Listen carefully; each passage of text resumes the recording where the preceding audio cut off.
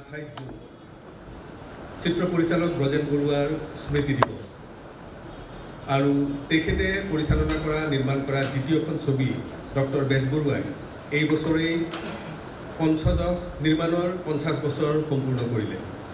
ছবিখনৰ কাম কাজৰ আৰম্ভণি হৈছিল 1968 চনত আৰু চিত্ৰগ্ৰহণ কৰাৰ পিছত 1969 চনত এই ছবিখনে মুক্তি লাভ কৰিছিল আৰু 2018 চনত এই ছবিখনৰ কাম কাজ আৰম্ভ কৰাৰ 50 বছৰ পূৰ্ণ হ'ল।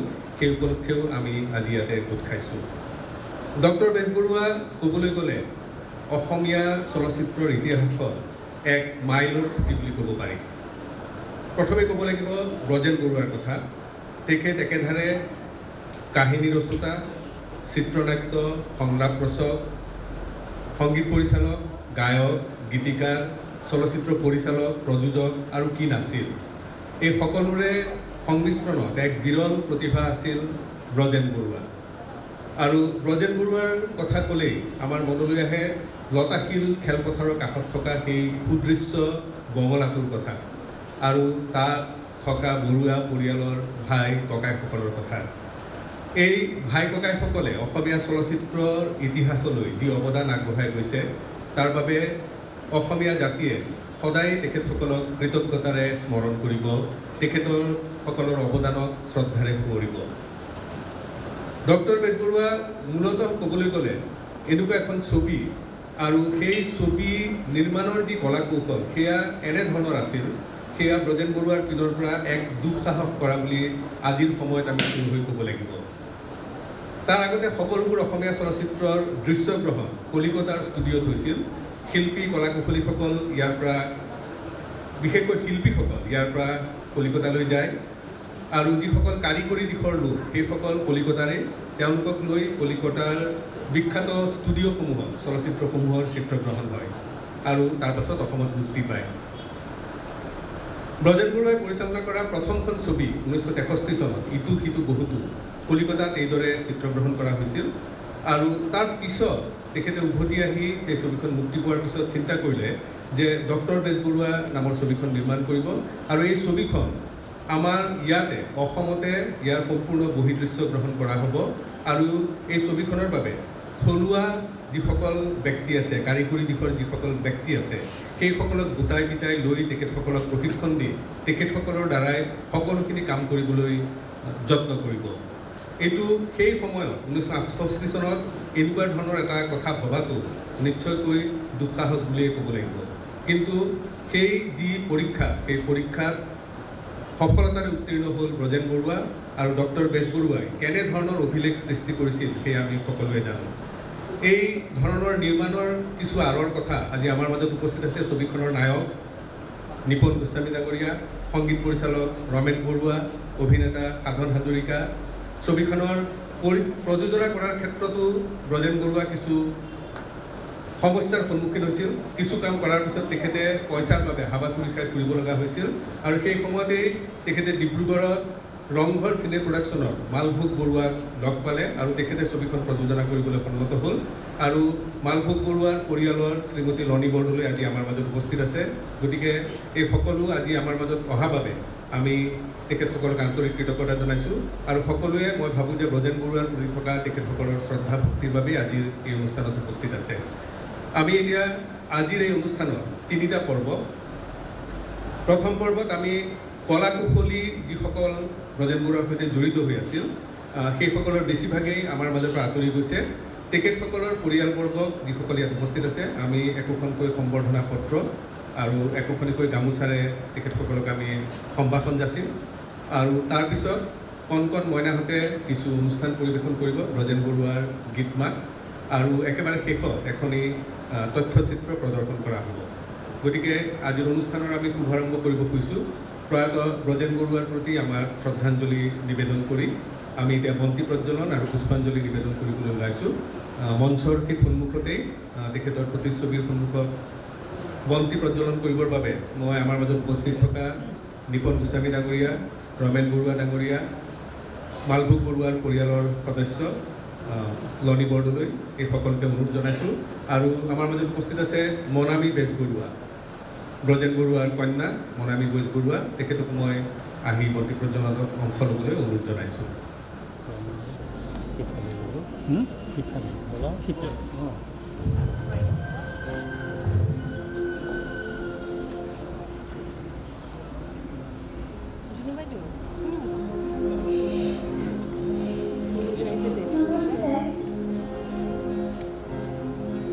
শ্ৰদ্ধাৰ বজেট বৰুৱালৈ শ্ৰদ্ধা জনাই আৰু আপোনালোক সকলোকে সেৱা জনাই মই মোৰ অনুষ্ঠান আৰম্ভ কৰিবলৈ লৈছোঁ।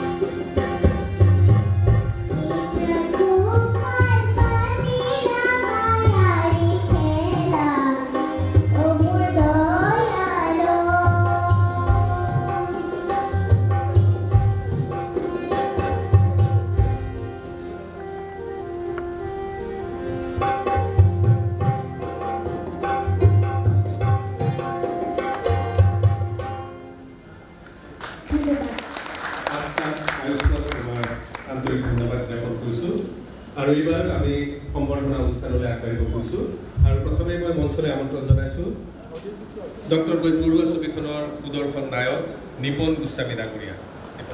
এয়া মঞ্চত আমাৰ সকলোৰে শ্ৰদ্ধা নিপন গোস্বামী ডাঙৰীয়া আৰু ব্ৰজেন বৰুৱাই ডালদাৰ টিং কাটি তাত কেনেধৰণে লাইট কৰিছিল, চলচ্চিত্ৰৰ বাবে লাইটৰ ব্যৱস্থা কৰিছিল, সেই কথা ৰমেন বৰুৱাই আমাক কিছু সময় পিছত ক'ব। আৰু সেই সময়ত গুৱাহাটীত পোহৰ নিয়ন্ত্ৰণৰ কাম কাজ কৰিছিল, মঞ্চত পোহৰ নিয়ন্ত্ৰণৰ কাম কাজ কৰিছিল হীৰামন গোস্বামী ডাঙৰীয়াই। আৰু তেখেতে কেইগৰাকীমান যুৱকক তেখেতৰ সহকাৰী হিচাপে লৈছিল। তাৰ মাজত আছিল দ্বিজেন ভট্ট, অনিল আছৱাৰ, সত্য ডেকা, অ' পি নায়াৰ এইসকল।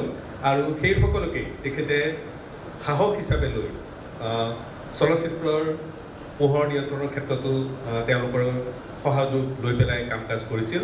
আৰু এতিয়া মই প্ৰথমেই দ্বিজেন ভট্টাচাৰ্য, প্ৰয়াত দ্বিজেন ভট্টাচাৰ্য আপোনালোকে সকলোৱে জানে, পিছলৈ এগৰাকী নাম কৰা পোহৰ পৰিকল্পনাকাৰী হৈছিল। গুৱাহাটীৰ ৰবীন্দ্ৰ ভৱনৰ সাংস্কৃতিক সঞ্চালকালয়ত তেখেতে কাৰ্যনিৰ্বাহ কৰিছিল। বহু অসমীয়া নাটকৰ তেখেতে পোহৰ নিয়ন্ত্ৰণ কৰিছে। দ্বিজেন ভট্ট ডাঙৰীয়াৰ কোনোবা যদি উপস্থিত আছে মই মঞ্চলৈ আহিবলৈ অনুৰোধ জনাইছোঁ। তেখেতৰ পৰিয়ালৰ কোনোবা সদস্য যদি আমাৰ মাজত উপস্থিত আছে, বাইদেউ উপস্থিত আছে, বাইদেউ আহক।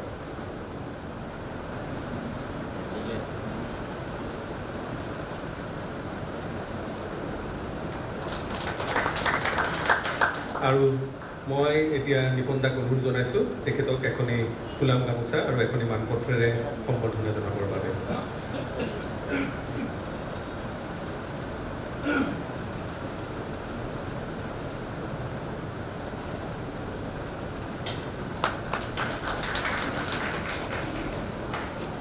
আমাৰ আমন্ত্ৰণ ৰক্ষা কৰি বাইদেউ আজি আমাৰ মাজলৈ আহিছে, আমাৰ আন্তৰিক কৃতজ্ঞতা জ্ঞাপন কৰিছোঁ।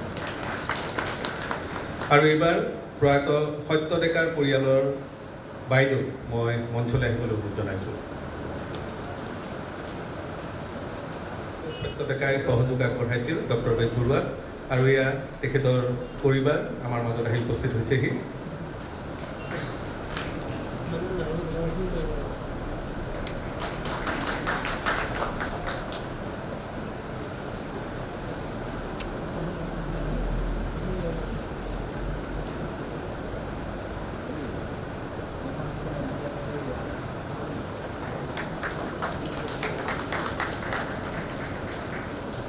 ধন্যবাদ বাইদেউ। পোহৰ নিয়ন্ত্ৰণৰ আন এগৰাকী সহযোগী আছিল অনিল আছৱাৰ। অনিল আছৱাৰৰ পৰিয়ালৰ কোনোবা যদি ইয়াত উপস্থিত আছে মই মঞ্চলৈ আহিবলৈ অনুৰোধ জনাইছোঁ। অনিল আছৱাৰ ডাঙৰীয়াৰ পৰিয়ালৰ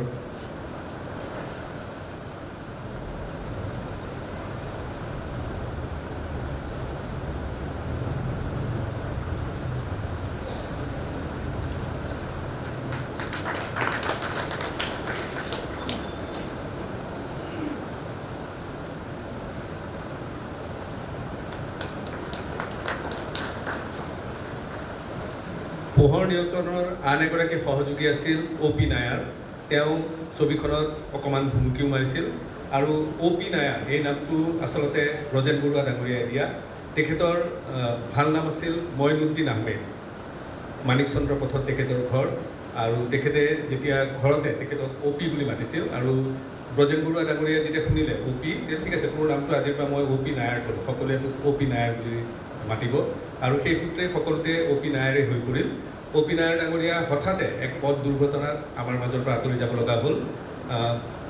অ' পি দাৰ বাইদেউ গীতাঞ্জলি গোস্বামী ডাঙৰীয়া আমাৰ মাজত উপস্থিত আছে। বাইদেউক মই আহিবলৈ অনুৰোধ জনাইছোঁ মঞ্চলৈ। বাইদেউ অসম চৰকাৰৰ এগৰাকী উচ্চপদস্থ বিষয়া।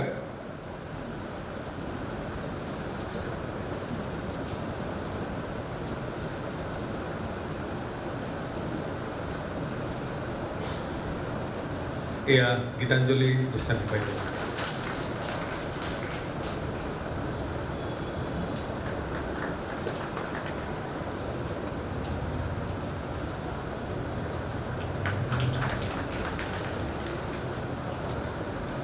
ধন্যবাদ বাইদেউ।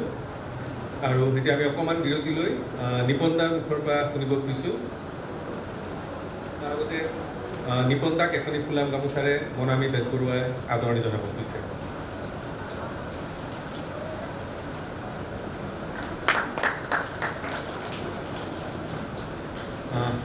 ডক্টৰ বেজবৰুৱাৰ দিনৰ দুআষাৰমান কথা শুনিব খুজিছোঁ। ধন্যবাদ।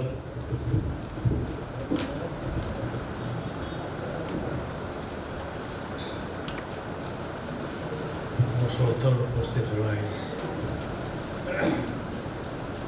আৰু এই অনুষ্ঠান অনুষ্ঠিত কৰা সকলো ব্যক্তিলৈ মই সশ্ৰদ্ধ প্ৰণাম জনালোঁ, কৃতজ্ঞতা জনালোঁ, ধন্যবাদ জনালোঁ।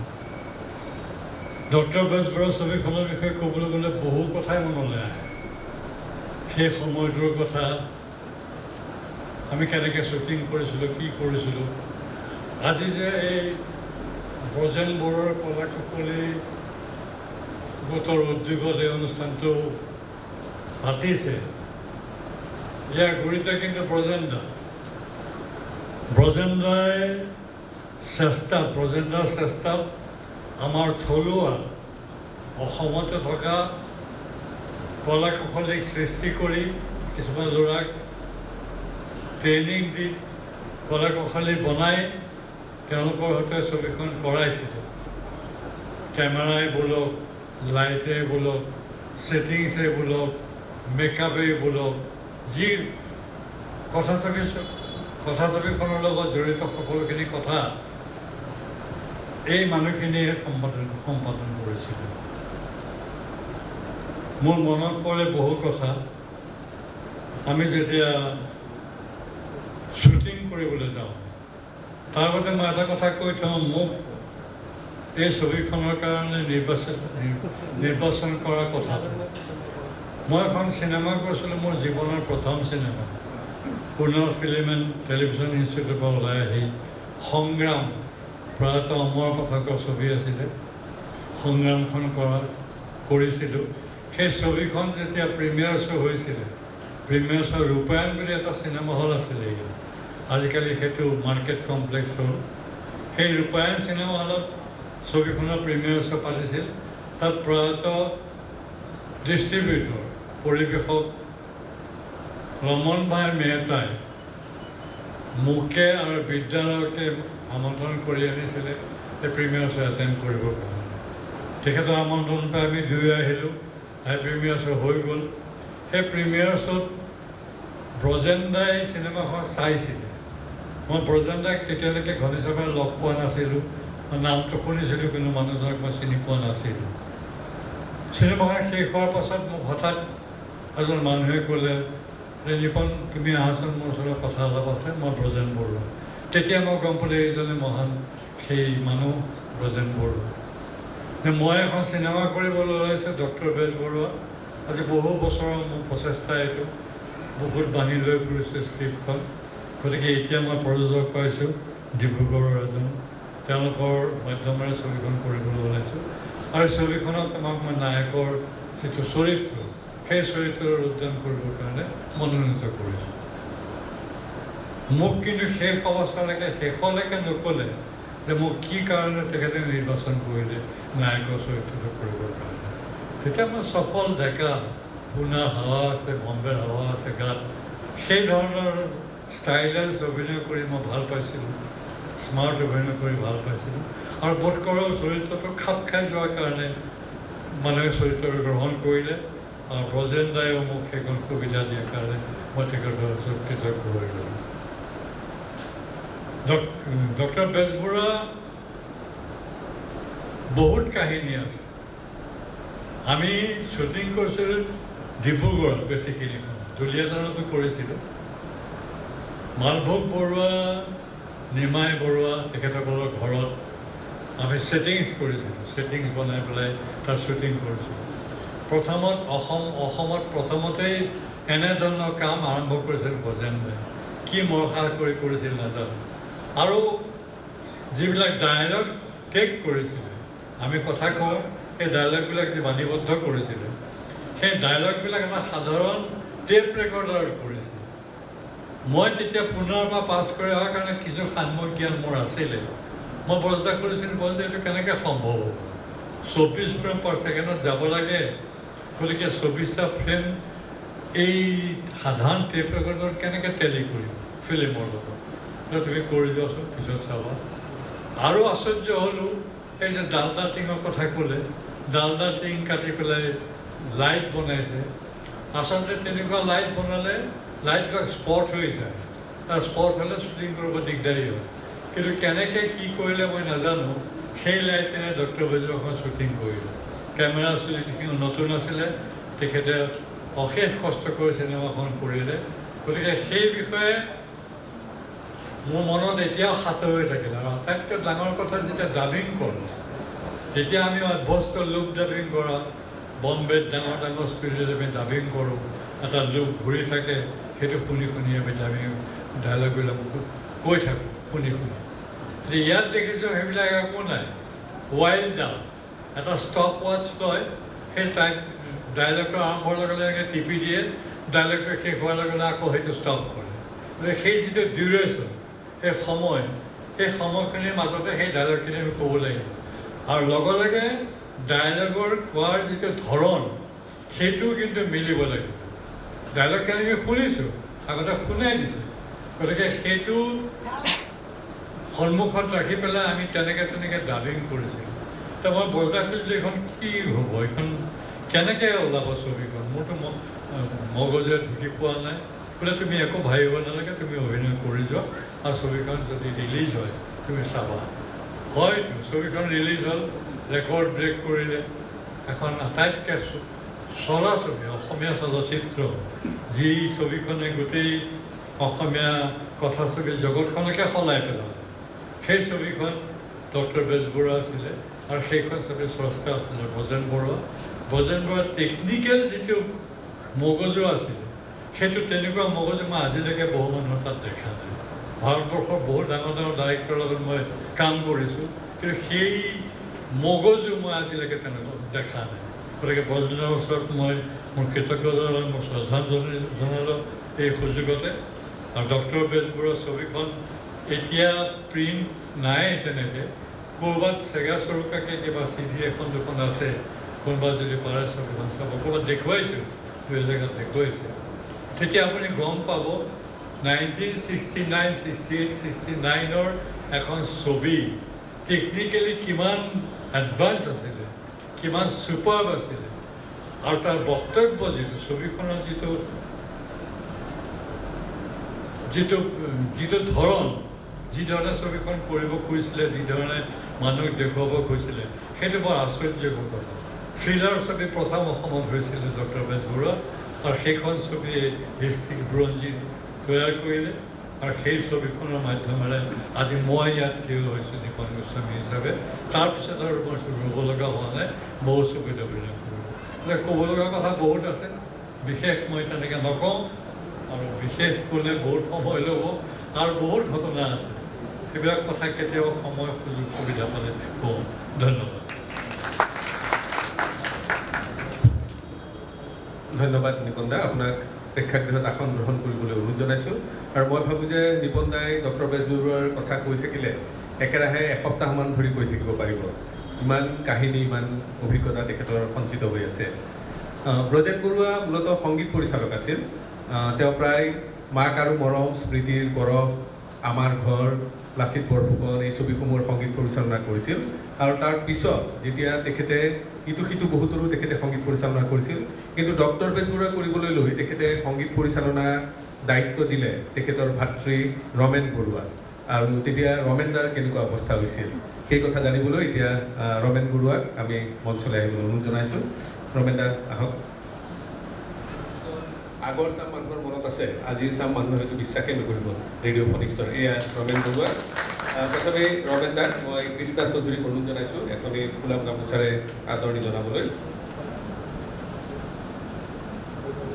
ৰেডিঅ' ফনিক্সৰ স্বত্বাধিকাৰী আছিল হেম গগৈ গুৱাহাটী ক্লাবত গগৈ পৰিয়াল বিখ্যাত গগৈ পৰিয়াল তাৰ এগৰাকী সদস্য আৰু তেখেতৰ পৰিয়ালৰ কোনোবা সদস্য যদি আজি ইয়াত উপস্থিত আছে মই মঞ্চলৈ আহিবলৈ অনুৰোধ জনাইছোঁ হেম গগৈ পৰিয়ালৰ কোনোবা সদস্য যদি উপস্থিত আছে কিয়নো এই ডক্টৰ বেজবৰুৱাৰ শব্দ গ্ৰহণৰ ক্ষেত্ৰত আৰু বিভিন্ন ক্ষেত্ৰত সদায় উৎসাহ উদ্দীপনা যোগাইছিল ব্ৰজেন বৰুৱাক বিভিন্ন ধৰণৰ তেখেতসকলে সহায় সহযোগ আগবঢ়াইছিল আৰু তাৰ লগতে আছিল আৰু এজন মানুহ আপোনালোকে পুৰণিচাম মানুহে জানিব পেন্থাৰ ইঞ্জিনিয়াৰিং তাৰে পৱন বৰুৱা স্বত্বাধিকাৰী আছিল পৱন বৰুৱায়ো শব্দ গ্ৰহণৰ ক্ষেত্ৰত বহুতখিনি কাৰিকৰী সহযোগ আগবঢ়াইছিল ব্ৰজেন বৰুৱা ডাঙৰীয়াক যদি হেম গগৈ আৰু পৱন বৰুৱাৰ পৰিয়ালৰ কোনোবা ইয়াত উপস্থিত আছে আমি আহিবলৈ অনুৰোধ জনাইছোঁ।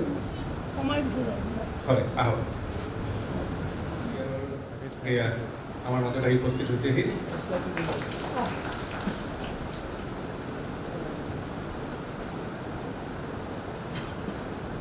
তেখেতৰ পুত্ৰ এয়া ৰাজীৱ বৰুৱা আমাৰ নিমন্ত্ৰণ ৰক্ষা কৰি আমাৰ মাজলৈ আহিছে, ধন্যবাদ। এতিয়া ৰমেন দাই তেখেতক এখনি মানপত্ৰ আৰু ফুলাম গামোচাৰে সম্ভাষণ যাচিব।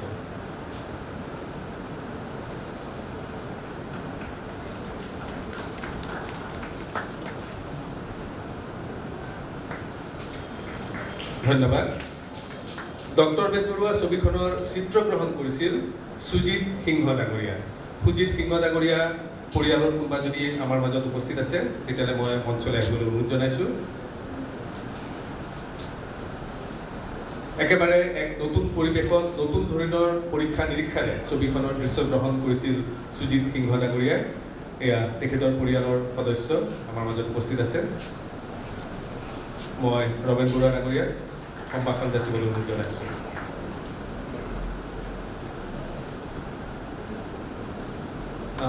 সুজিতদাৰ এয়া কনিষ্ঠ পুত্ৰ শুভৰজিত সিংহ।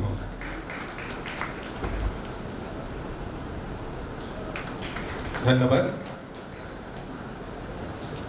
আৰু কেমেৰা সহযোগী আছিল পিছলৈ একেবাৰে অসমৰ এগৰাকী নাম জ্বলা কেমেৰামেন নলিন দুৱৰা, আৰু ডক্টৰ বেজবৰুৱা আৰু মুকুতাৰ পিছত ললিতা ছবিখনত নলিন দুৱৰাই নিজাববীয়াকৈ চিত্ৰগ্ৰহণ কৰিছিল। নলিন দুৱৰাৰ পুত্ৰ আপোনালোক সকলোৱে জানে সুমন দুৱৰা, এতিয়া এগৰাকী নাম কৰা চিনেমাটোগ্ৰাফাৰ অসমৰ চলচ্চিত্ৰ জগতৰ। সুমন দুৱৰা পৰিয়ালৰ কোনোবা আহিছে নেকি?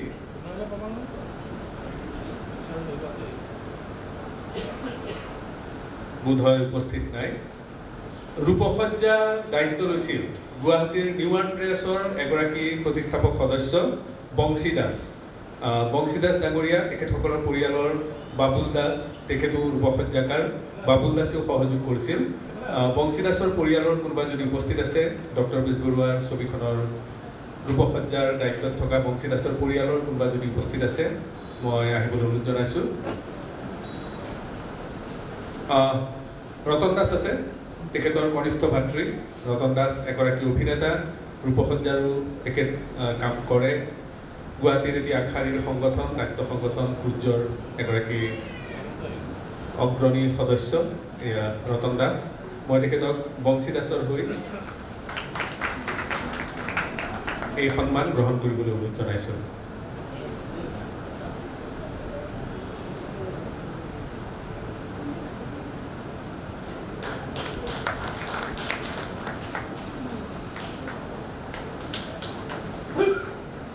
ৰূপসজ্জাৰ দিশত পিছলৈ ব্ৰজেন বৰুৱা ডাঙৰীয়াক সহযোগ আগবঢ়াইছিল আন এগৰাকী ৰূপসজ্জাকৰ যোগেন দাস ডাঙৰীয়াই। যোগেন দাস আমাৰ মাজৰ পৰা আঁতৰি গৈছে। বহুবোৰ অসমীয়া ছবিত তেখেতে ৰূপসজ্জাৰ কাম কৰিছিল। তেখেতৰ পৰিয়ালৰ যদি কোনোবা উপস্থিত আছে আজি আমাৰ মাজত মঞ্চলৈ আহিবলৈ অনুৰোধ জনাইছোঁ।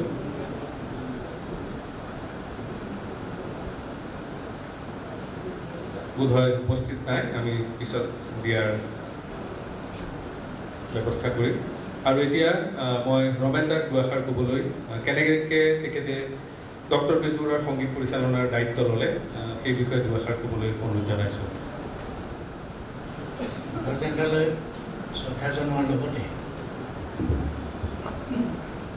ইয়াত উপস্থিত থকা সকলোলৈকে মই মোৰ মৰম শুভেচ্ছা শ্ৰদ্ধা জনালোঁ। বাকীখিনি ছবি নিৰ্মাণৰ বিষয়ে নিপুণে বহুতখিনি কথা ক'লে। কেনেকৈ কেমেৰা, ডালদাৰ টিম ময়ে লৈ যাওঁ, মোকে কৈ গাড়ীখন উলিয়াচোন, ডালদাৰ টিম কিছুমান জমা হৈ থাকে, মাহঁতে লুচি ভাজিছিল আগতে। বোলো কি কৰিব, ইণ্ডাষ্ট্ৰিয়েল ষ্টেটলৈ গ'ল, তাতে কি কৰিছে নাজানো, তাতে ৱেল্ডিং কৰিছে, কিবা কৰিছে, লেন্স লগাইছে, কেনেকৈ লাগিব এইখিনি নিপুণে ক'লেই। এইখিনি কথা মই বহুতত কৈছোঁ, সেইখিনি কথা নকওঁ। কিন্তু সংগীত পৰিচালক মই কেনেকৈ হ'লোঁ, প্ৰথম কথা হৈছে কি ব্ৰজেন্দা সংগীতৰ মানুহ আছিল। পিছতে তেখেতে ছবি পৰিচালনা কৰিছে। তেখেতে আমি যেতিয়া সৰু স্কুলীয়া ছাত্ৰ তেখেতৰ বন্ধু প্ৰয়াত কবি অজিত বৰুৱা সদামৰণ এইসকল আমাৰ ঘৰৰ বেঞ্চখনত বহে কিবা কিবি কৈ থাকে কিছুমান কথা বুজি পাওঁ কিছুমান নাপাওঁ বহুত গীত অজিত বৰুৱাই লিখিছিল সেইবোৰ কলেজত পঢ়ি থাকোঁতে সুৰ কৰিছিল গাইছিলে অনুষ্ঠানত আৰু ঘৰত আহি যেতিয়া ঘৰলৈ আহি যেতিয়া সুৰ কৰে মই অকণমান গান গাব পাৰিছিলোঁ নেকি সেইকাৰণে মোক কাষতে বহুৱাই লয় সুৰটো কৰি কৈছে গাচোন এইখিনি কেনেকুৱা হৈছে চাওঁ এনেকৈ কওঁতে কওঁতে গানটো মই শিকিয়ে যাওঁ লগে লগে আৰু সন্ধিয়া সময়ত আমাৰ পঢ়া শুনা হোৱাৰ পিছত আমি ভাই ভনী যিকেইটা থাকোঁ আছোঁ আটাইবোৰ বহি যাওঁ ব্ৰজেন্দ্ৰাৰ নেতৃত্বত গীত মাত হয় আৰু নিপদাই বজায় বাঁহী আৰু দিবনদাই বজায় তবলা তিনিওজনে কিন্তু শেষলৈ ছবিৰ পৰিচালক হ'ল আৰু মোক গান অকণমান বেছিকৈ গাবলৈ দিয়ে আৰু ব্ৰজেন্দ্ৰাই যেতিয়া সংগীত ক'ৰবাত গীত গাবলৈ যায় কটন কলেজত যায় কলেজ কি মই নাজানোৱে তেতিয়া ময়ো এটা সৰু ল'ৰা হাফ পেণ্ট পিন্ধা মোকো লগত লৈ যায় কাষতে বহুৱাই ৰাখে লগতে মোকো দুই এষাৰি গোৱাই দিয়ে আৰু ইয়াত যেতিয়া প্ৰথম আকাশবাণী তেতিয়া আকাশবাণী নাছিলে all India radio' Shillong Guwahati বুলি কৈছিলে আৰম্ভ হৈছিলে এতিয়া বহুতে নাজানে এতিয়া যে প্লেনেটৰিয়ামটো আছে গণেশ মন্দিৰ আছে সেইটো ব্ৰিটিছ কমিশ্যনাৰৰ বাংলো আছিল হঠাৎ 47 চনত ভাৰত স্বাধীন হ'ল 48 চনত লগাই হ'ল ক'ত পাব ঘৰ এটা সেইটো খালী হৈ গৈছিল আছিলে সেইটোতে অস্থায়ীভাৱে কৰিলে কৰোঁতে ব্ৰজেন্দ্ৰাই তেতিয়া জেনেৰেল প্ৰগ্ৰামত গীত গায় আৰু মই তাত 48 চনত নহয় মই 50 চনমানত নিধিৰাম দাসে শিকাই দিয়ে ব্ৰজেন্দ্ৰাই শিকাই দিয়ে মই অকণিৰ মেলত গাওঁ ৰেডিঅ'ৰ অকণিৰ মেল ৰবিবাৰে ৰবিবাৰে হৈছিল আজিকালি হয় নহয় নাজানো ব্ৰজেন্দ্ৰাৰ যেতিয়া গীত আজি গীত আছে ব্ৰজেন্দ্ৰাই গীত গাব আজিকালি ৰেকৰ্ডিং হয় আগতে লাইভ ব্ৰডকাষ্ট হয় গতিকে তাত ব্ৰজেন্দ্ৰাই কৰে কি আজি যিকেইটা গীত গাব ব্ৰজেন্দ্ৰাই মই জানোৱেই সেই গীতকেইটা সুৰ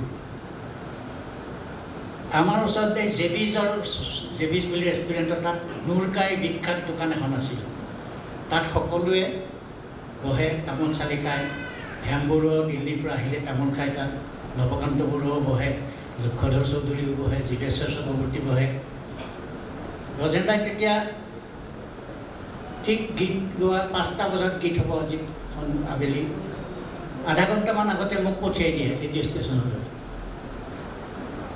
যাওঁতে গীতকেইটাৰ ৰিহাৰ্চেল বাদ্যযন্ত্ৰীৰ লগত মই কৰোঁ কাৰণ গীত ৰিহাৰ্চেল কৰি থাকিলে ব্ৰজেন্দ্ৰাৰ ভাগৰ লাগিব কাৰণ ৰেকৰ্ডিং হ'লে কথা বেলেগ আছিলে ব্ৰজেন্দ্ৰাই সেই নুৰকাৰ দোকানত আড্ডা মাৰি থাকে কথা পাতি থাকে ঠিক 5 মিনিটমান আগতে গৈ ষ্টুডিঅ'ত সোমাই তেখেতে গীতকেইটা গাব আৰু বাদ্যযন্ত্ৰীসকলে মোক দেখিলে কয় কি ৰে তুই গাবি আজকে মোৰ নহয় দাদা ব্ৰজেন্দ্ৰাৰ গান মই ৰিহাৰ্চেলহে কৰিম মিউজিকৰ কাৰণে ব্ৰজেন্দ্ৰাই আহি গাব এনেকৈ ব্ৰজেন্দ্ৰাই গানৰ কিয় লৈ ফুৰিছিল নাজানো তাৰপিছত অকণমান যেতিয়া ডাঙৰ হ'লোঁ মেট্ৰিক দিছোঁ নে মেট্ৰিক দি উঠিছোঁ কথা আমাৰ ঘৰৰ পৰা প্ৰথম ছবি স্মৃতিৰ পৰশ সেই ৰাতি বেঞ্চখনতে বহি এইবোৰ কয় কথাবোৰ নিপদা ব্ৰজেন্দ্ৰহঁতে বহি স্মৃতিৰ পৰশত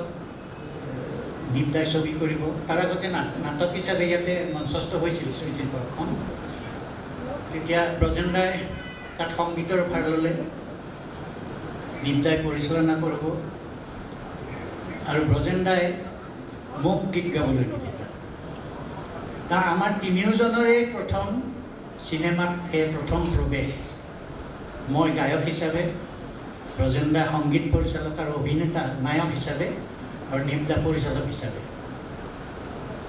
এনেকৈ ব্ৰজেন্দ্ৰাৰ পৰিচালনাত মই 5খন ছবিত গীত গালোঁ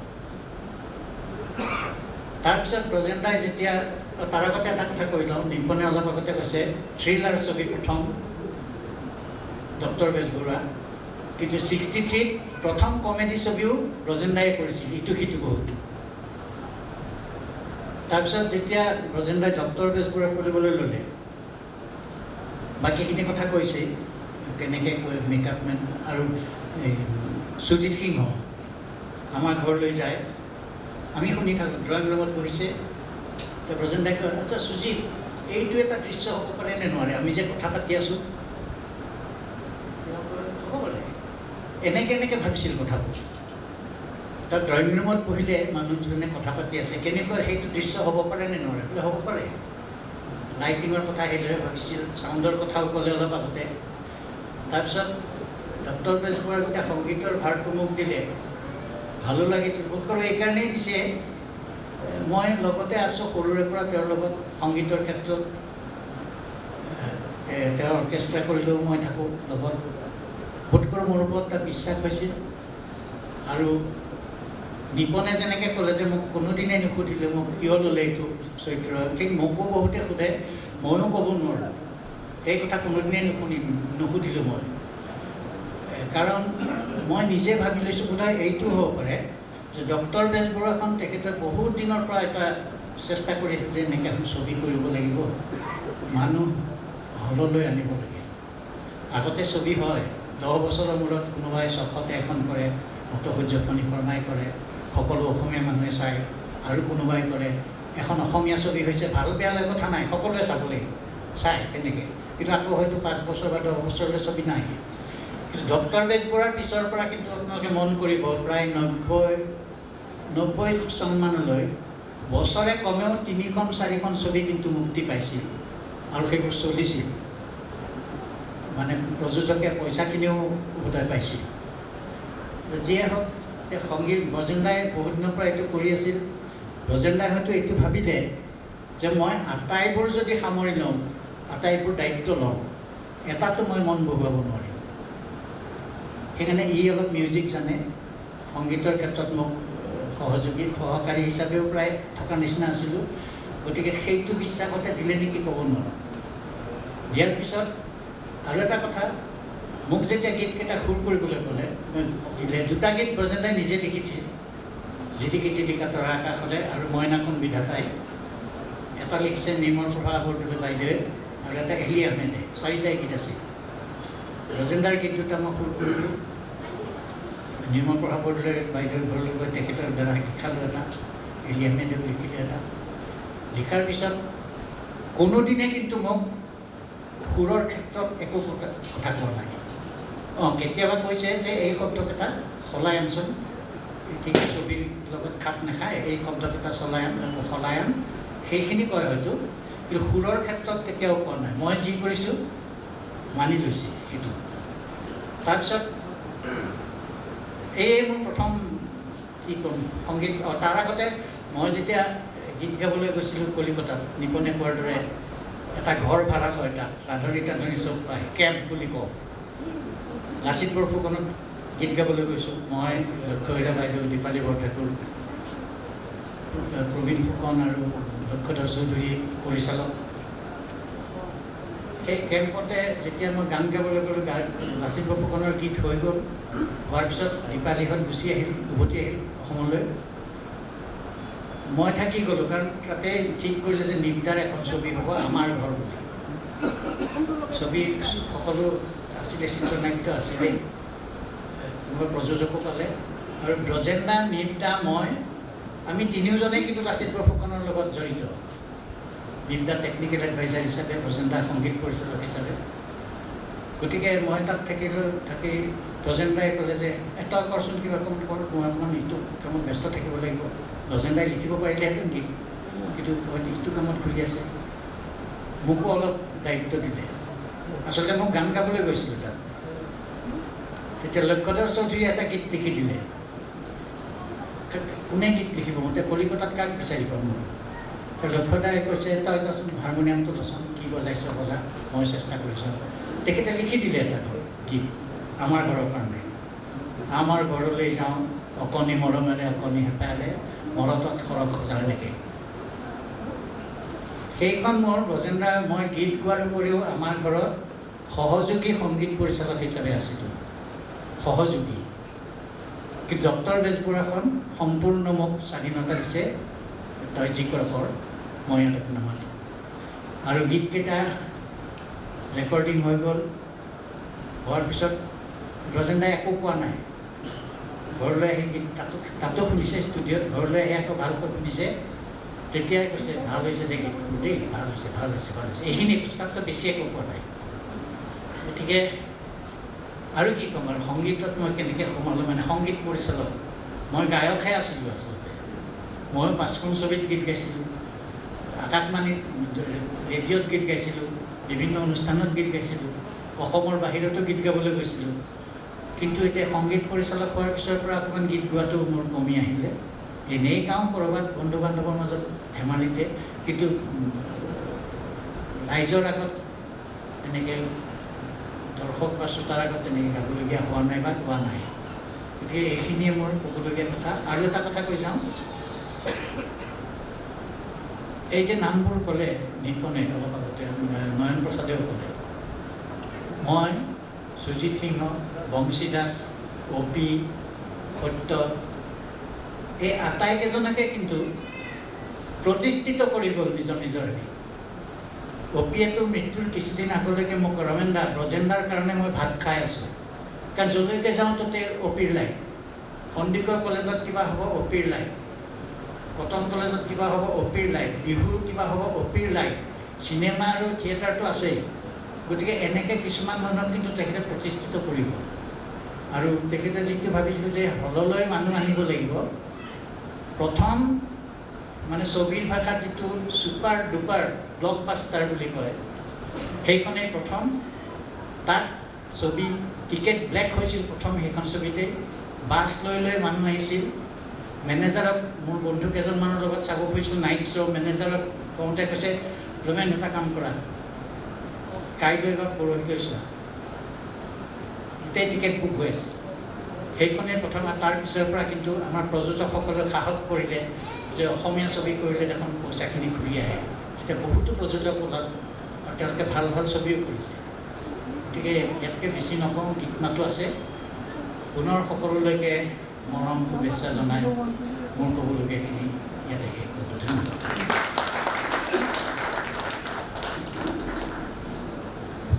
ৰমেন দাক আমাৰ আন্তৰিক কৃতজ্ঞতা জ্ঞাপন কৰিছোঁ। আৰু এইবাৰ মই আমাৰ মাজত উপস্থিত থকা স্বপ্ননীল বৰুৱা ডাঙৰীয়াক মঞ্চলৈ আমন্ত্ৰণ জনাইছোঁ।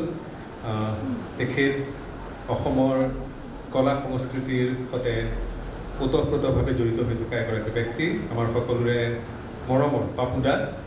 আৰু ডক্টৰ বেজবৰুৱা ছবিখনৰ চিত্ৰগ্ৰহণৰ এগৰাকী সহযোগী আছিল এয়া স্বপ্ননীল বৰুৱা। আৰু মই মনামী অনুৰোধ জনাইছোঁ দাদাক এখনি ফুলাম গামোচাৰে সম্ভাষণ যাচিব লৈছোঁ।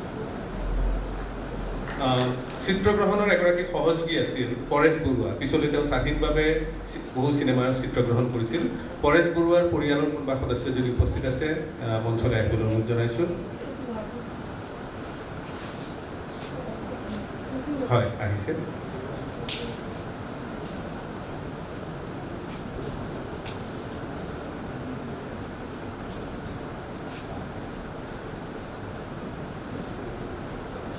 এয়া পৰেশ বৰুৱাৰ ল'ৰা সমীৰণ বৰুৱা আমাৰ মাজত উপস্থিত হৈছেহি।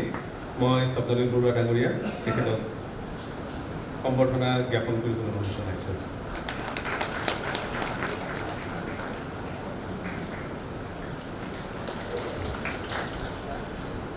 ডক্টৰ বেজবৰুৱাৰ সৈতে জড়িত বহু ব্যক্তি আজি এই প্ৰেক্ষাগৃহত উপস্থিত আছে, কিন্তু কলা কুশলীসকলকহে আমি সম্বৰ্ধনা জনোৱাৰ কথা এই গোটে সিদ্ধান্ত লৈছে।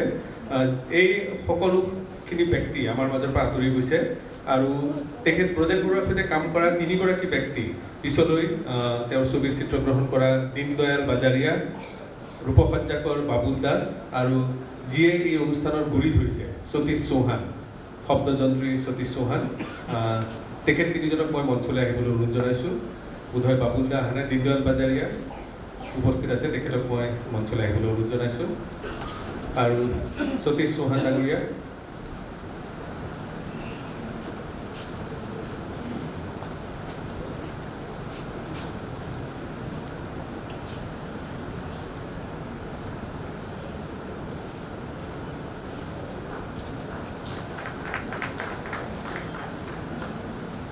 এয়া দীনদয়াল বাজাৰীয়া, অসমীয়া বহু ছবিৰ এগৰাকী খ্যাতিমান চিত্ৰগ্ৰহণকাৰী। তেখেতকে সম্ভাষণ যাচিছে আৰু সতীশ চৌহান শব্দযন্ত্ৰী সতীশ চৌহান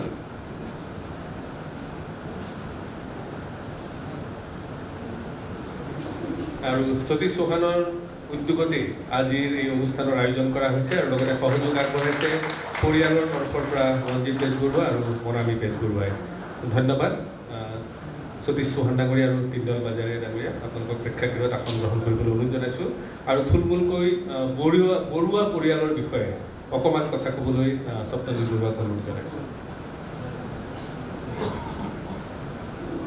সময়তো সুধীবৃন্দ বৰ প্ৰস্তুতভাৱে ইয়াত আপোনালোকে মঞ্চ দিলে এক প্ৰকাৰৰ সুবিধাতে কৰিছিলোঁ সতীশ চৌহানে মোৰ তালৈ প্ৰায় মাজে সময়ে গৈ থাকে ৰাতিপুৱাই ওলায়গৈ আৰু আজিকালি মই দেৰিকৈ উঠা হ'ল আগতে ৰাতিপুৱা মই উঠিছিলোঁ কিন্তু আজিকালি প্ৰয়োজন নাই কাৰণে ঘড়ী আৰু কেলেণ্ডাৰৰ সতীশ চৌহানে কি ক'ব সেই কথাটোলৈ আহিবলৈ 15 মিনিটমান লাগে কাৰণ গৈয়ে প্ৰথমতে মানুহে হাঁহেগৈ তাৰপিছত কিবা চিডি টিডি লৈ যায় কিবা কিবি পুৰণা ফটো চটো লৈ যায় আলোচনা ক্ৰমত এনেকুৱাকৈ আমাৰ আহিল যে কথা যে প্ৰায় আজি 30 বছৰমান আগতে আমি অনুভৱ কৰিছিলোঁ যে ব্ৰজেন বৰুৱাক ইতিমধ্যে নতুন প্ৰজন্মই প্ৰায় পাহৰি গৈছিলে তেতিয়া আমাৰ এটা আড্ডা অমূল্য কাকতিৰ দোকান দুলুবাৰীত অমূল্য কাকতি আৰু আমি কেইজনমানে মিলি ঠিক কৰিছিলোঁ যে একেদিনাই এখন শুকুৰবাৰ অসমত যিমান কাগজ আছে সেই গোটেইখিনি সম্পৰ্কে ব্ৰজেন দাৰ ওপৰত এটা স্পেচিয়েল ইছ্যু উলিয়াব লাগে কাৰণ তেতিয়ালৈকে স্পেচিয়েল ইছ্যু বুলি তেনেকুৱা ধৰণৰ কথা নাছিলে আৰু আমি অনেকখিনি কষ্ট কৰি লৈ পেলাই বিশেষকৈ ফটোখনো ক'ৰবাৰ পৰা যোগাৰ কৰি লৈ পেলাই সেই একেদিনাই আমি উলিয়াইছিলোঁ ব্ৰজেন দাৰ ওপৰত এই ছবিখন এই স্পেচিয়েল ইছ্যুটো এই মই সতীশ চৌহানৰ কথা কৈ থাকোঁতে মন কৰিছে যে প্ৰায়েই মই দেখিছিলোঁ যে অসমত কাম কৰা মানুহ কিছুমান কালৰ ক্ষেত্ৰত পাহৰি গুচি যায় কাৰণ তেখেতসকলে নিজেই খুব প্ৰচাৰ বিমুখ আৰু সেইটো কাৰণে মই অনুভৱ কৰিলোঁ যে আমি যিসকলে সেই মানুহকেইজনক দেখিছোঁ নাইবা তেখেতসকলৰ লগত অকণমান সংগ কথা বতৰা পতাৰ এটা সুযোগ পাইছে তেওঁলোকৰ পৰা কথা শিকিব পাৰিছোঁ তেখেতসকলক শ্ৰদ্ধা জনাবলৈ আৰু বিশেষকৈ নতুন প্ৰজন্মক জনাই থ'বলৈ কাৰণ সেই বৰুৱা পৰিয়াল যিটো পৰিয়ালত এসময়ত আমি শুনিছিলোঁ যে তলা নালাগে কাৰণ কোনোবা নহয় কোনোবা এজন মানুহ শুই থাকে নাইবা কোনোবা এজন মানুহ দিনৰ 24 ঘণ্টা 24 hours of the day সেইকাৰণে তলা মাৰিলে আগফালৰ ড্ৰয়িং ৰুমটোত কোনোবা এজন বাহিৰত বহি থাকিব লাগিব সেইটো কাৰণে কেতিয়াও তলা নালাগিছিল আৰু সেইখন ঘৰতে আপোনালোকে জীৱন বৰুৱা ব্ৰজেন বৰুৱা ৰমেন দা বিজু দা এই গোটেইসকল যিমান আমাৰ গেইন বৰুৱা খেলাৰ ক্ষেত্ৰতে হওক সংস্কৃতিৰ ক্ষেত্ৰতে হওক নাইবা সামাজিক জীৱনলৈ সামগ্ৰিক অৰিহণা আগবঢ়োৱাৰ ক্ষেত্ৰতে হওক কিমানখিনি অৰিহণা সেই সম্পৰ্কে আপোনালোকে অলপ অলপকৈ হ'লেও আজিৰ এই অনুষ্ঠান সন্ধিয়াটোত অকণমান গম পাই গৈছে এইটো অতি ভাল লক্ষণ যে কলাকুশলী গোটেই আগবাঢ়ি লৈ পেলাই ব্ৰজেন বৰুৱাক আগবঢ়াব খুজিছে ব্ৰজেন বৰুৱাৰ লগতে আহোঁতে হয়তো আমি পুনৰবাৰ শ্ৰদ্ধা জনাইছোঁ নীল বৰুৱাক পুনৰবাৰ শ্ৰদ্ধা জনাইছোঁ ৰমেন বৰুৱাক পুনৰবাৰ নাম লৈছোঁ বিজুদা নিপেন বৰুৱাক নাম লৈছোঁ দিগন বৰুৱাৰ নাম লৈছোঁ গিৰীন বৰুৱাৰ ক্ষেত্ৰত আৰু বিশেষকৈ তেখেতসকলৰ দেউতাক একেবাৰে চুলিও পকা চাৰ্টো পকা ধুতিও বগা জোতাও বগা এই গোটেই ক্ষুদ্ৰ মানুহজন পুনৰ চেহেৰাবোৰ আকৌ মনত পেলাই দিছোঁ বিশেষকৈ উজান বজাৰৰ যিখন মানুহে তেখেতসকলক দেখা সম্ভৱ হৈছিল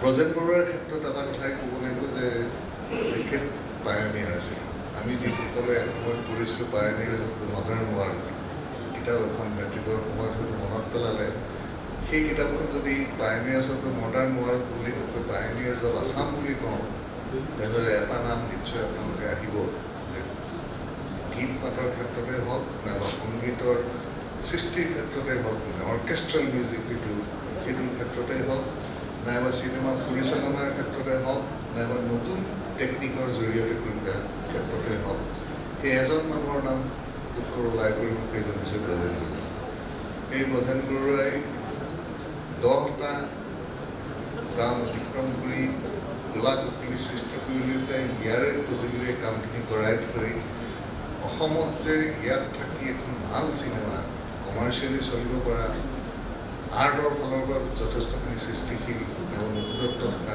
ছবি এখন কৰিব পাৰি সেই কথাটো দেখুৱাই থৈ গৈছিল আৰু সেই অনুপ্ৰেৰণাৰে হয়তো পিছৰ চাম মানুহ যিসকলে তেওঁ কৰি থৈ গ'ল আজি সেই শ্ৰদ্ধাৰে তেখেতক বৰগীয়া আছে এই গোটেইখিনি সাতে পাছে মিলাই লৈ পেলাই আমি নিশ্চয় ক'ব পাৰিম পায়নিয়াৰ যে মডাৰ্ণ আছাম বিশেষকৈ চিনেমাৰ ক্ষেত্ৰত প্ৰজেন বৰুৱা ডাঙৰীয়া এই অনুষ্ঠানটোত আমাৰ প্ৰচেষ্টা তেখেতৰ সহযোগীসকলৰ জৰিয়তে যি প্ৰচেষ্টা লৈছে আমি চৌহানকো কৈছোঁ আৰু পৰিয়ালৰ সদস্যকো কৈছোঁ যে সহযোগ দি থাকিলে এই যিজন পায়নিয়াৰ আছিল সেই প্ৰথমজন মানুহ আছিল বুলিয়ে ক'ব লাগিব যদিও ভাৰত চিনেমাৰ ক্ষেত্ৰত কম কিন্তু আধুনিক কলা কৌশলীৰে স্থানীয়ভাৱে প্ৰস্তুত কৰিব পৰা যদি যিটো আমি লোকেল বুলি আজিকালি কওঁ এই লোকেল শিল্পীটো এৰি কৰি লৈ পেলাই সকলো দিশতে কৰিব পৰা মানুহজন আছিল ব্ৰজেন বৰুৱা আৰু অসমৰ চিনেমা ইতিহাসত লিখিবলৈ ল'লে তেখেতৰ সোণালী আখৰটো থাকিবই কিন্তু প্ৰত্যেক প্ৰজন্মই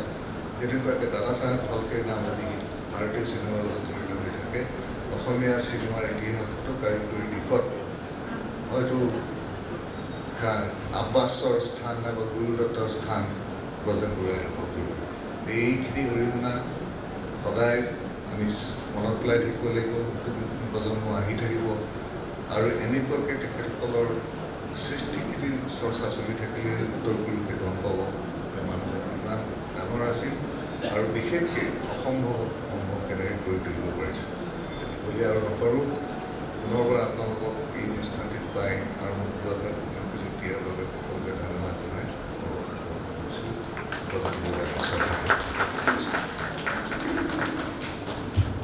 স্বপ্ননীল বৰুৱা ডাঙৰীয়াক আমাৰ আন্তৰিক কৃতজ্ঞতা জ্ঞাপন কৰিছোঁ আমি এতিয়া গীত মাতৰ মাজলৈ যাম কিন্তু তাৰ আগতে অকণমান সময়ৰ বাবে মই মঞ্চলৈ মাতিছোঁ ব্ৰজেন বৰুৱা সোঁৱৰণী সংঘৰ সম্পাদক সাধাৰণ সম্পাদক সোণজ্যোতি বৰুৱা তেখেতসকলে যোৱা প্ৰায় 2 দশক ধৰি ব্ৰজেন বৰুৱাৰ সোঁৱৰণত এখনি বিহু সন্মিলনৰ আয়োজন কৰি আহিছে মই সোণজ্যোতি বৰুৱাক মঞ্চলৈ আহিবলৈ অনুৰোধ জনাইছোঁ আৰু মৰামী বেজবৰুৱাক অনুৰোধ জনাইছোঁ সোণজ্যোতিক এখনি ফুলাম গামোচাৰে সম্ভাষণ যাচিবলৈ এয়া সোণজ্যোতি বৰুৱা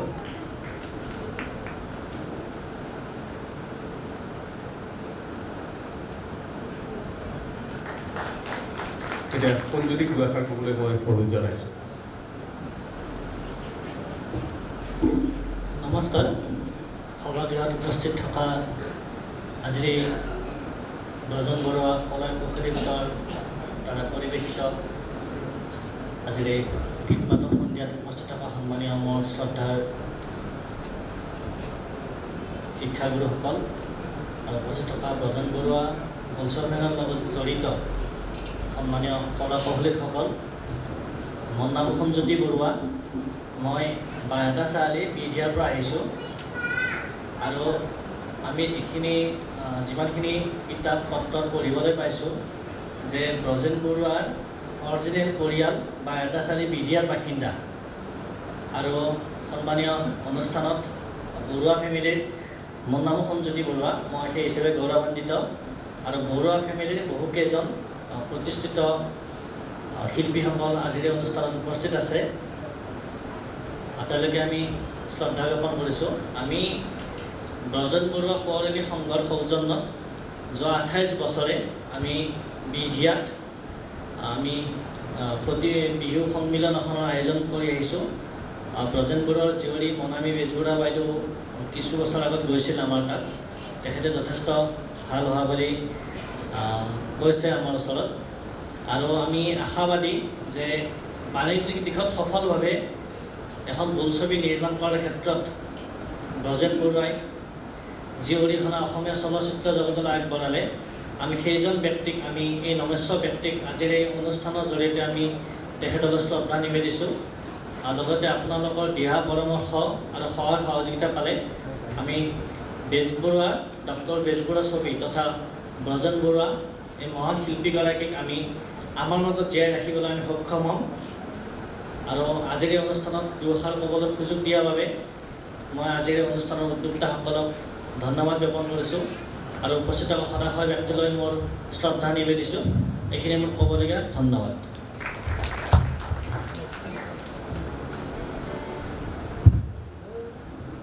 সোমজ্যোতি বৰুৱাক আমাৰ আন্তৰিক কৃতজ্ঞতা জনাইছোঁ আৰু এইবাৰ আমি নৃত্য গীতৰ অনুষ্ঠানৰ মাজলৈ যাব ওলাইছোঁ মিউজিচিয়ান ইণ্টাৰনেশ্যনেল এক্সামিনেশ্যন বৰ্ডৰ উত্তৰ পূৰ্বাঞ্চলৰ একমাত্ৰ পৰীক্ষা কেন্দ্ৰ চিম্ফনী নৰ্থ ইষ্টে আপোনালোকৰ সন্মুখত পৰিৱেশন কৰিবলৈ ওলাইছে অতীতক সুঁৱৰি নতুনক আদৰি নামেৰে এটি বিচিত্ৰানুষ্ঠান এই অনুষ্ঠানত কণ কণ শিশুসকলে পৰিৱেশন কৰিব বিশিষ্ট পৰিচালক ব্ৰজেন বৰুৱা আৰু সংগীত পৰিচালক ৰমেন বৰুৱাদেৱৰ পৰিচালনাৰে অসমৰ ছবি জগতত চিৰ যুগমীয়া হৈ ৰোৱা গীত আৰু নৃত্যৰ এটি অনুষ্ঠান এই অনুষ্ঠানটিৰ গুৰি ধৰিছে চিম্ফনী নৰ্থ ইষ্টৰ কৃষ্ণা চৌধুৰীয়ে মই কৃষ্ণা চৌধুৰীক মঞ্চলৈ আহিবলৈ অনুৰোধ জনাইছোঁ আৰু মনামী বেজবৰুৱা তেখেতক এখনি সুনাম গামোচাৰে আদৰণি জনাবলৈ অনুৰোধ জনাইছোঁ কৃষ্ণা চৌধুৰীৰ পিতৃ সত্যেন চৌধুৰী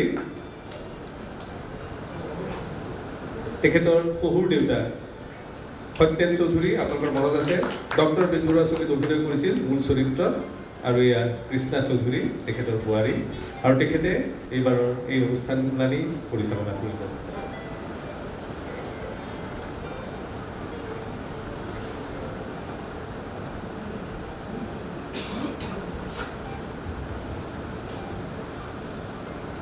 সকলোলৈ মোৰ আন্তৰিক সেৱা জনাই আজি কণ কণ ল'ৰা ছোৱালীকেইটামানক লৈ চিৰ যুগমীয়া গীত তেওঁলোকৰ মাজত মিলাই দিবলৈ চেষ্টা কৰিছোঁ তেখেতসকলে পৰিৱেশন কৰোঁতে হয়তো অলপ ভুল ত্ৰুটি হৈ যাব তাৰ বাবে মই আপোনালোকৰ ওচৰত ক্ষমা বিচাৰিছোঁ এয়া আমি আৰম্ভ কৰিবলৈ লৈছোঁ আৰ্যমন চৌধুৰীৰ এটি মেলোডিকাৰ অনুষ্ঠানেৰে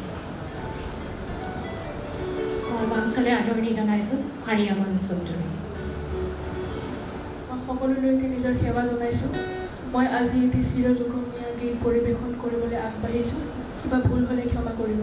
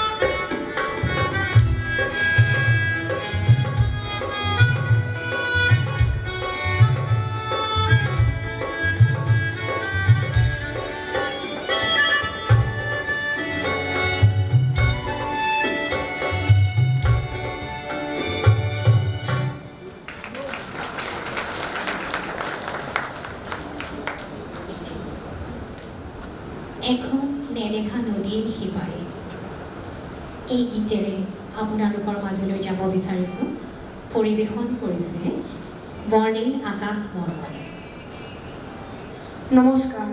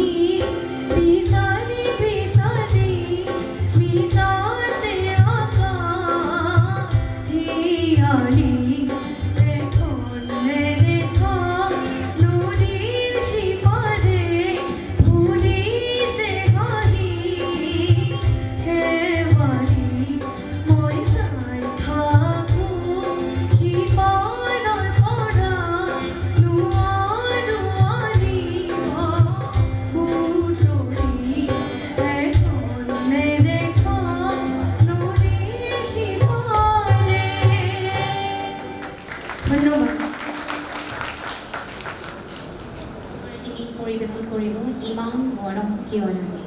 পৰিৱেশন কৰিব জয়িতা বৰগোহাঁই।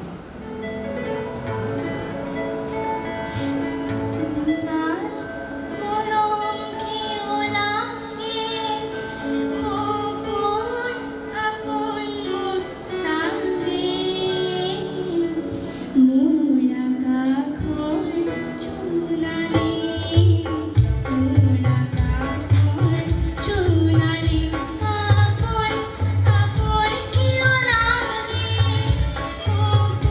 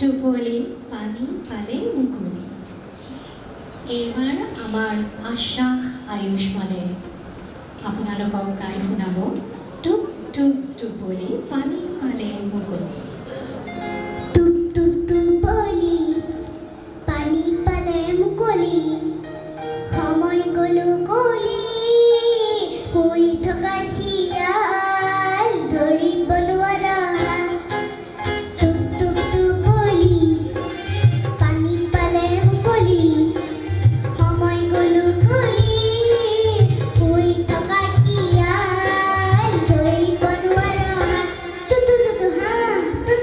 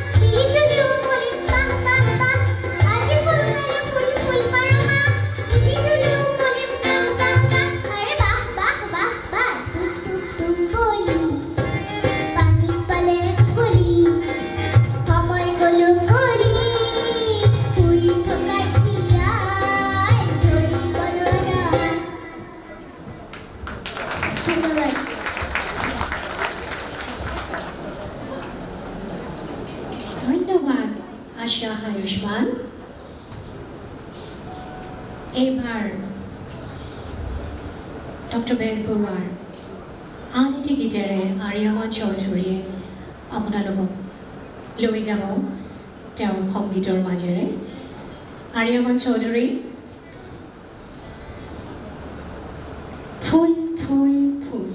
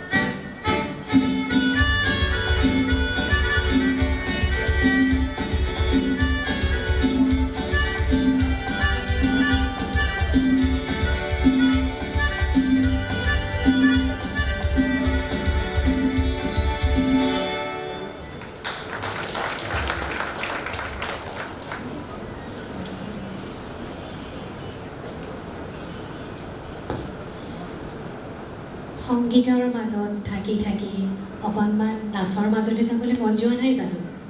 যামনে? অকণমান নাচৰ মাজলৈ যাওঁনে বাৰু? হয়, মুকুতা বোলছবিৰ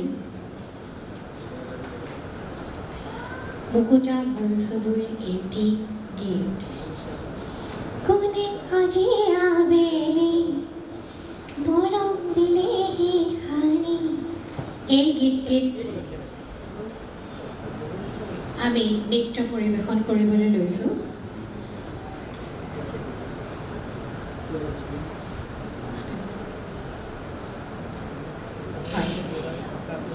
আপোনালোকৰ মাজলৈ আগবঢ়াইছোঁ কোনে আজি আবেলি এটি নৃত্যানুষ্ঠান।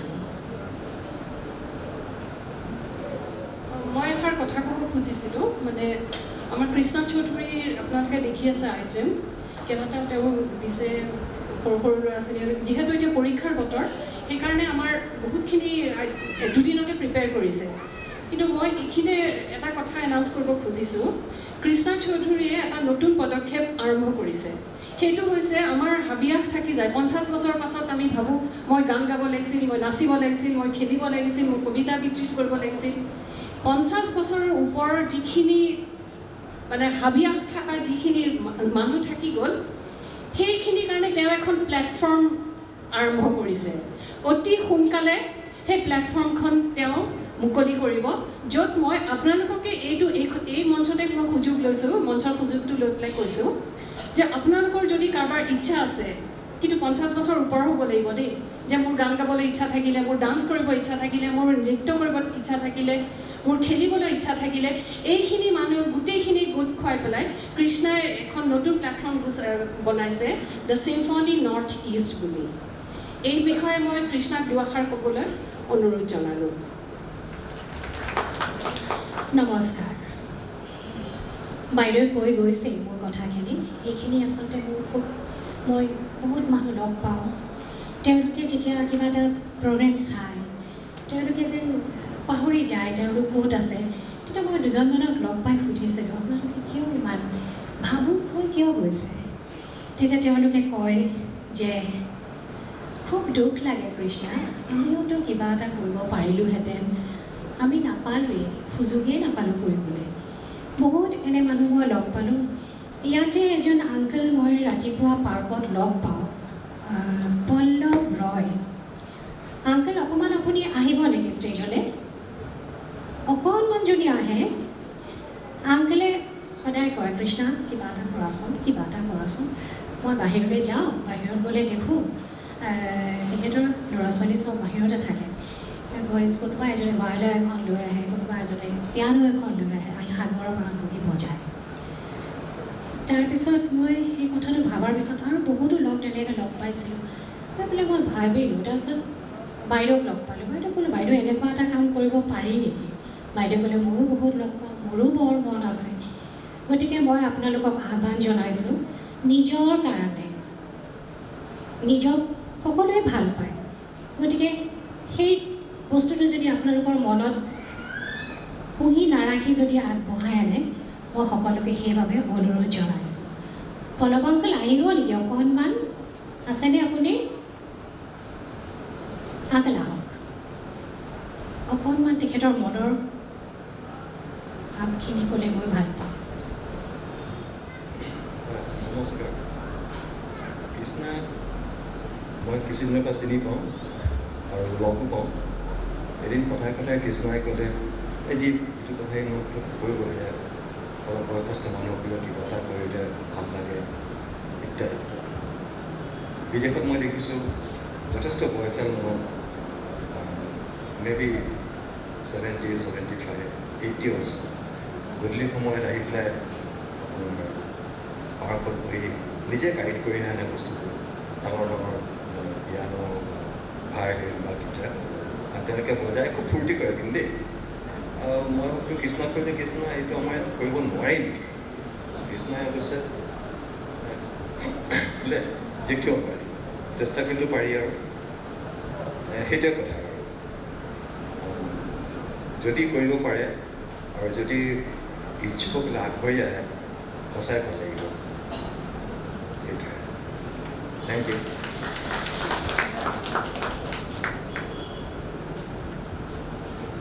মনালী বাইদেউ এখন গামোচাৰ বিচাৰিছে। ধন্যবাদ আংকল। এতিয়া ভাবিছোঁ আপোনালোক আগবাঢ়ি আহিব। ভাল হ'বনে মোৰ পদক্ষেপটো?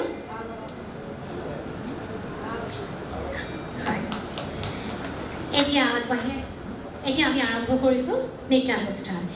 এই নৃত্যানুষ্ঠান পৰিৱেশন কৰিব আমাৰ কণ কণ শিল্পীসকলে। পৰিচালনা কৰিছে মীনা পাল বাইদেৱে। ধন্যবাদ।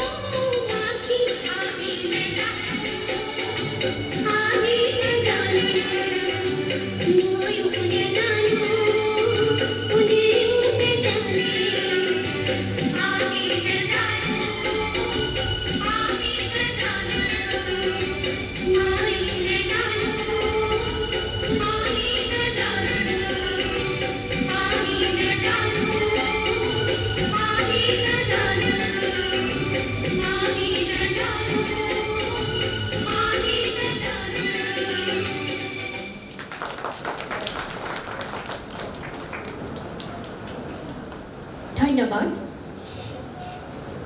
অংশগ্ৰহণকাৰীসকল হ'ল আকাংক্ষা বৰ্মন, অনন্যা ডেকা, দেৱস্মিতা ৰয়, অৰ্জা খাউল আৰু হৰ্ষিতা দাস। আমি সকলো কণকণক ছাত্ৰ ছাত্ৰীসকলক ষ্টেজলৈ আহিবলৈ অনুৰোধ জনাইছোঁ আৰু এই নৃত্য পৰিচালনা কৰা শ্ৰীযুত মীনাপাল বাইদেউক আমি মঞ্চলৈ আহিবলৈ অনুৰোধ কৰিলোঁ।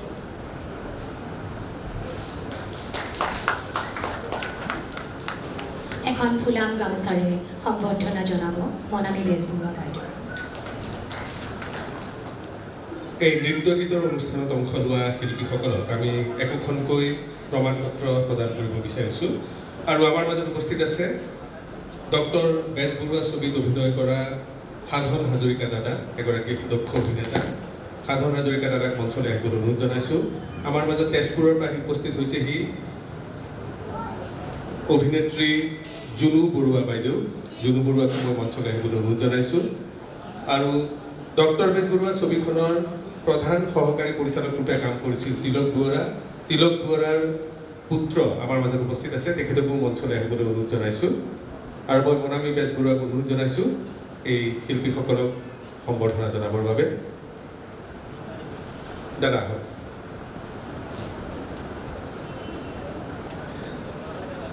এয়া সাধন হাজৰিকা দাদা আৰু শ্ৰীমতী জুনু বৰুৱা বাইদেউ তেজপুৰৰ পৰা আহি আমাৰ মাজত আহি উপস্থিত হৈছেহি। আৰু ইয়াৰ প্ৰধান সহকাৰী পৰিচালক ডক্টৰ বেজবৰুৱাৰ তিলক বৰুৱাৰ পুত্ৰ আমাৰ মাজত আহি উপস্থিত হৈছেহি। মনামী বেজবৰুৱাক মই অনুৰোধ জনাইছোঁ আটাইকে সম্ভাষণ যাচিবলৈ।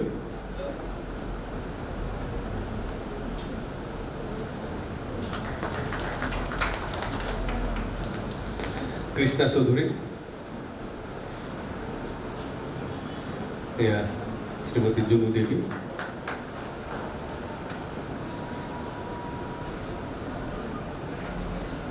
প্ৰদীপ দুৱৰা আমাৰ মাজত উপস্থিত আছে।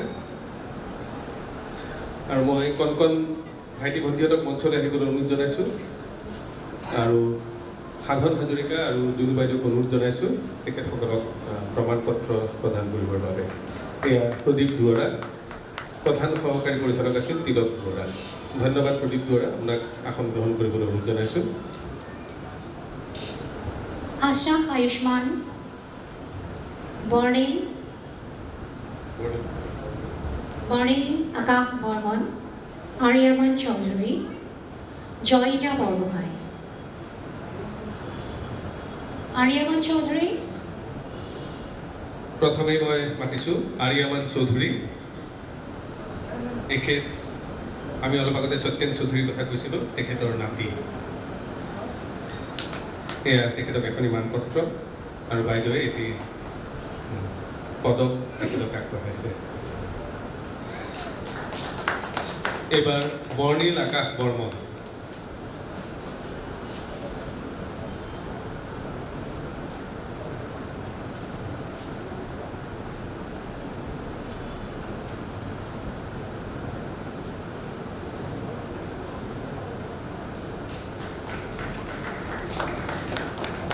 জয়িতা বৰগোহাঁই, ধৃতিস্মিতা মজুমদাৰ,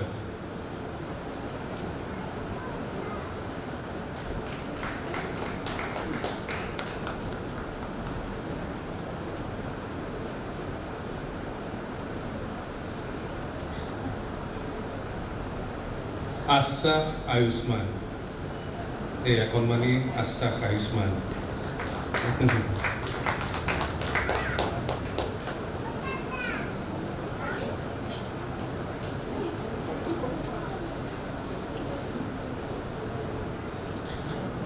ঋষিতা দাস,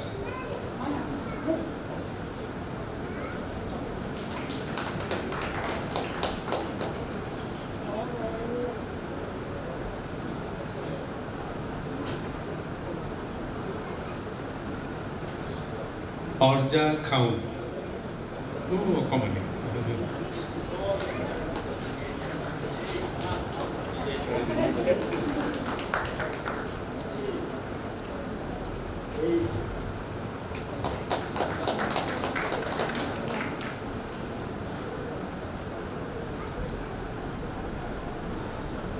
দেৱস্মিতা ৰয়,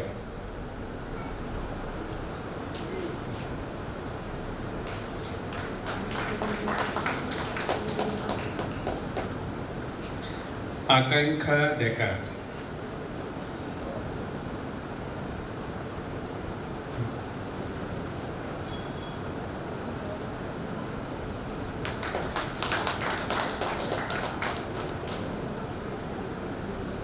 আৰু শেষত অনন্যা বৰ্মন।